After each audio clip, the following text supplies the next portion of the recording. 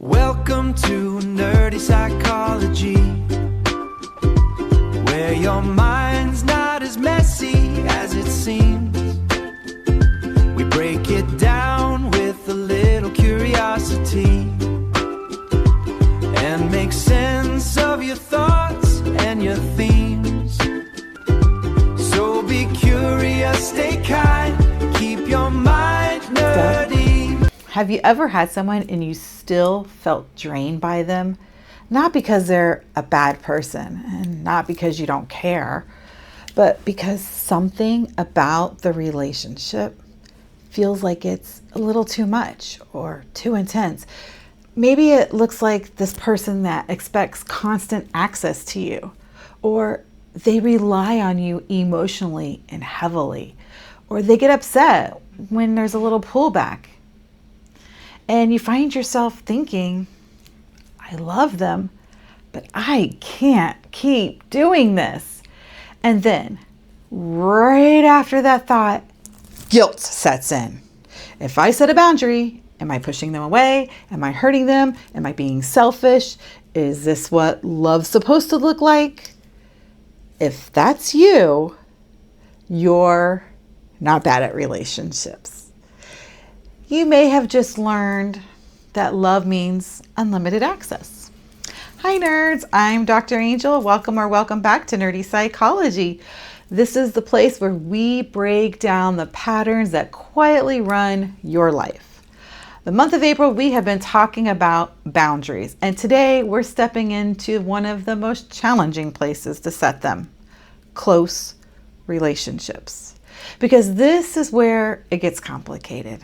This is where emotions are deeper, history is longer, and the stakes, they just feel higher. So today, we're answering this.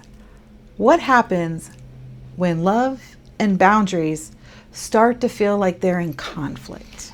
Love versus access. So let's separate something that often gets very tangled. Love and access. These are not the same thing. Let me give you an example. You might be the person they call when they're upset, or when they need advice, or when something just goes wrong. And at first, it feels meaningful. It feels close. You feel needed. You feel trusted. You feel important. You feel intimacy. But over time, it becomes expected. Now it's not, I'm choosing to be here. It's, I feel like I have to be here or they'll be mad. And when access becomes unlimited, connection starts feeling like an obligation. And you might start noticing that you just don't feel like you have space to recharge. And your mood depends on their mood. And you feel responsible for keeping them stable and you stable. And somewhere inside, a thought forms. I don't have room for myself in this relationship. Love says, I care about you. Boundaries say, I also care about me. And both are required.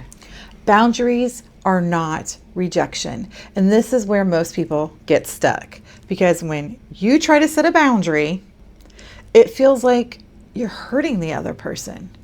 You say something like, I just can't talk right now, or I just need some time to myself, or I can't be the one to handle this.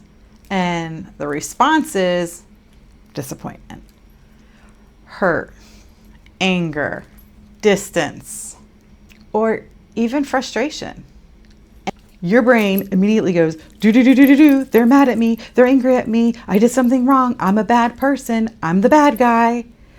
What's actually happening, you didn't do anything wrong.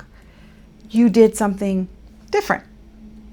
And when patterns change, people notice.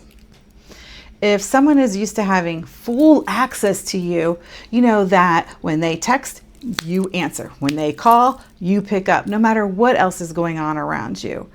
When they're used to having full access to you, your boundary can feel like rejection to them. But that does not mean It is rejection. Here's the powerful truth. A boundary is not, I don't care about you. It's, I care about this relationship enough to not lose myself in it. So when boundaries reveal the relationship dynamic, and this is the part people don't expect, you start setting small boundaries, nothing extreme, just a little more space, a little more honesty, a little less over-functioning, and suddenly the relationship shifts. And what you might see is this pushback. They may question you. They try to pull you back into old patterns. They may have a crisis. And you think, did I mess this up? Boundaries don't create problems. They reveal them. And healthy relationships, they adjust. And unhealthy dynamics resist. So here's a reframe. If a relationship can only function when you're overgiving, that's not balance. That's dependency. So how do we stay connected without losing ourselves? And this is the goal of our relationships. It's not about distance. It's not about detachment. It's differentiation. What this looks like, you can say, I care about you, and I can't take this on right now. I'm here for you, but I need to step back for a bit. I love you, and I need some space to take care of myself. It may feel completely unnatural at first. In fact, it will, because you're used to just stepping up, taking care of it, doing it, fixing it, being there, over giving, absorbing. So choosing to do it differently feels so foreign and so uncomfortable. And that discomfort, that's not disconnection, that's growth. There's a moment in this where people realize I can still love them without carrying everything for them. And when that clicks, things change. Okay, I want you to reflect on this. Where in your relationships do you feel like you don't have space for yourself? Not where you care, where you feel stretched, where you feel responsible, where you feel heavy, where you feel tired, where you feel the weight. Just notice it. You don't have to fix it today. Just notice it. But awareness, that's where boundaries begin. And if this series has been helpful, I invite you to like and subscribe to the channel, because this is the kind of work that changes how you show up in every area of your life. The sponsor of today's show is my workbook, Your Next Chapter. And if you're realizing I've been showing up in relationship in ways that, well, they're costing me, that's exactly the kind of pattern I help people work through. In Your Next Chapter, because boundaries aren't just about what you say, they're about how you see yourself, what you believe you're allowed to need, and how you show up in connection. This workbook helps you start shifting those patterns in a way that's honest and sustainable. I will link it below if you want to go deeper. But here's what I want you to take with you. Love does not require you to lose yourself. You are allowed to have space. You are allowed to have limits. You're allowed to have needs.